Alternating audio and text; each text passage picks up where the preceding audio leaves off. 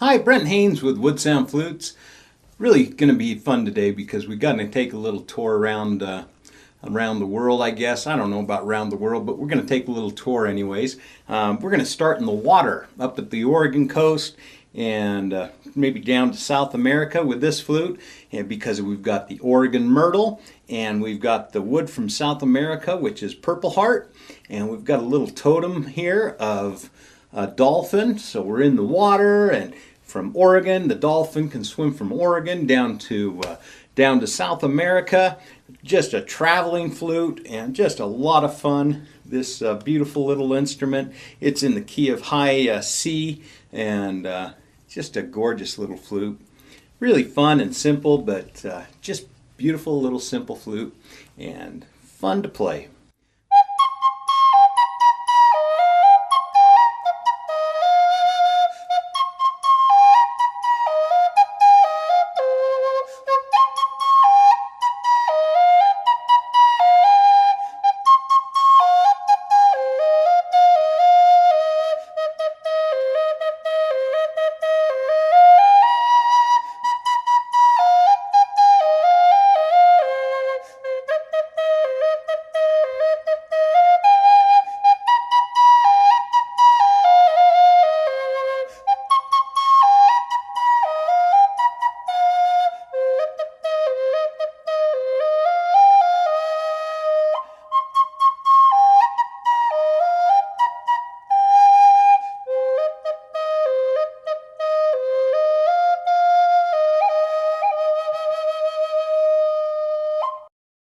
Beautiful, lively, fun little flute.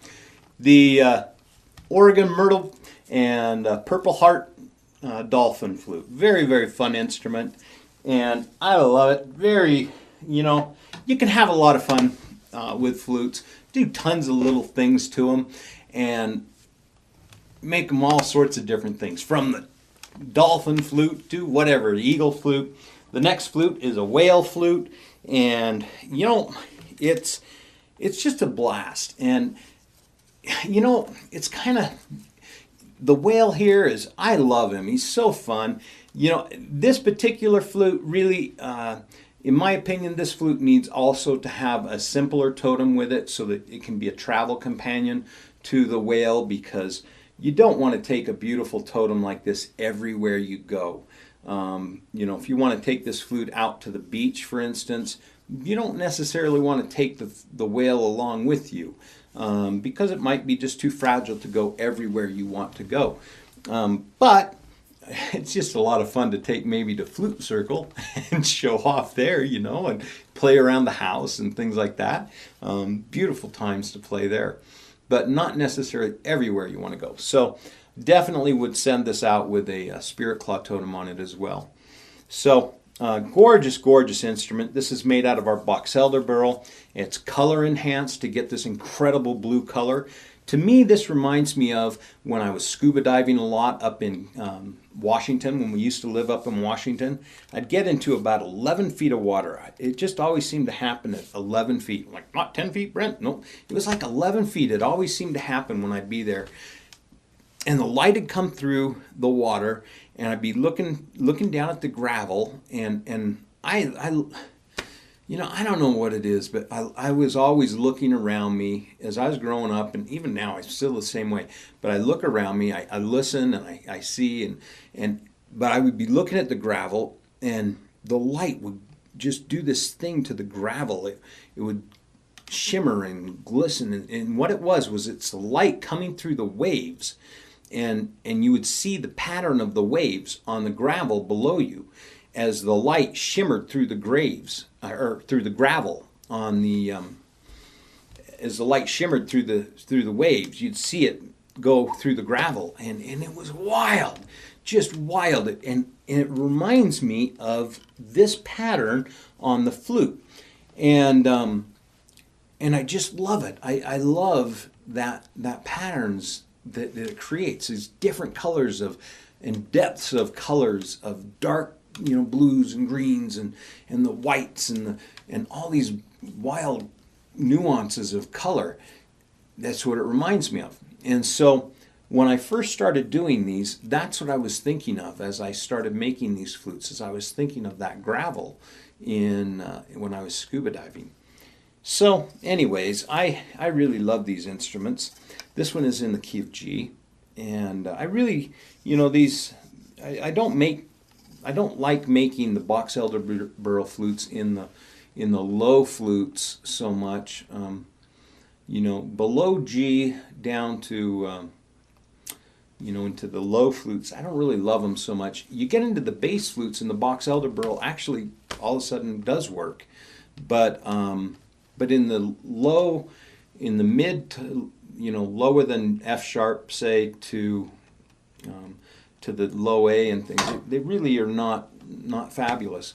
But down in the bass flutes, all of a sudden the box elder burl does start working. The mid Gs, mid F sharps, and higher, it works fabulous. This is just an amazing flute.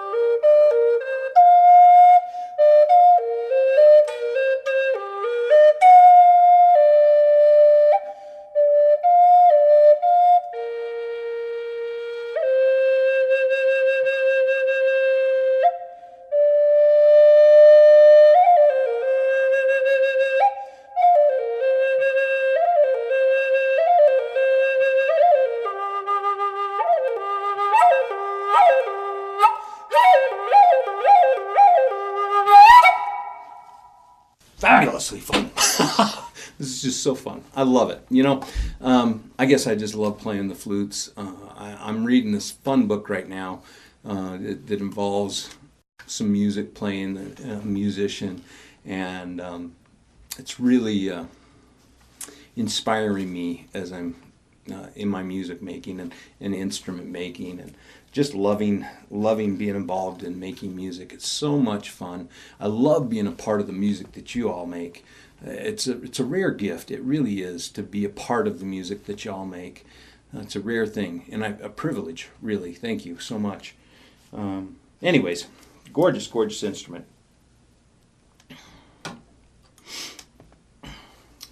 This next instrument I'm really super excited about. I purchased a board of Hmong ebony, and I had seen Hmong ebony a little bit before, but I'd never seen a board of Hmong ebony that looked like this.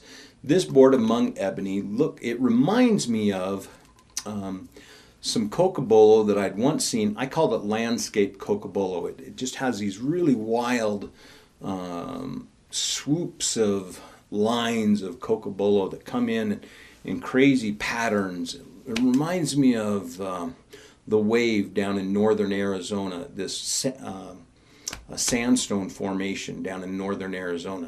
It reminds me of the pattern of the sandstone down there.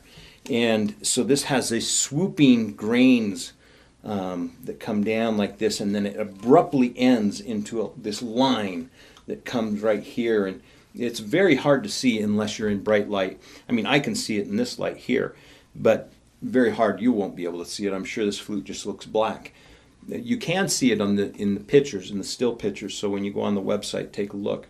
And so to me, this is a perfect flute to mount the wolf to, or coyote, depending on how you look at it.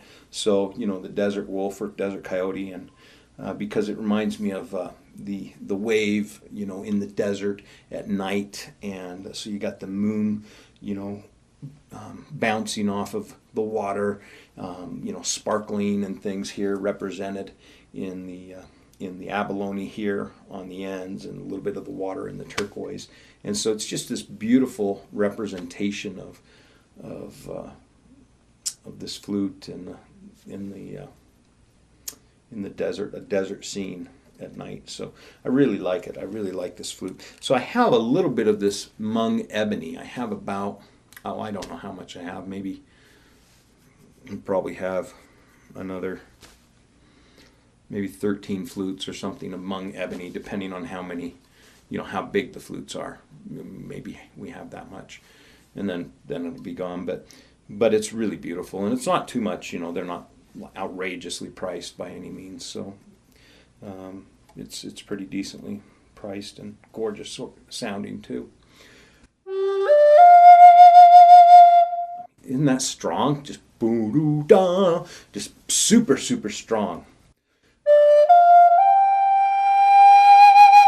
See how clear that is? Listen to how that top note is. I mean, I'm coming in with just a whisper of breath.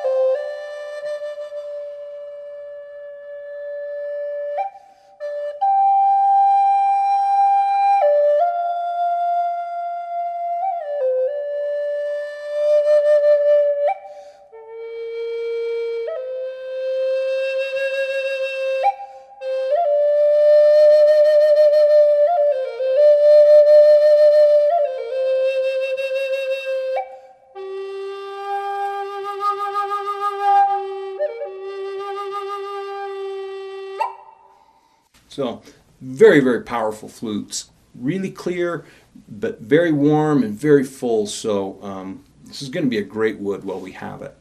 So if you're looking for something special for a flute, and a dark color, that's that's something really great. That's the first one we've made, so that's a great flute wood if you're looking for something nice. This next one we have, this is a rosewood. This is a Yucatan rosewood, and it is just exactly what we expect out of a rosewood. Just spot on acoustics.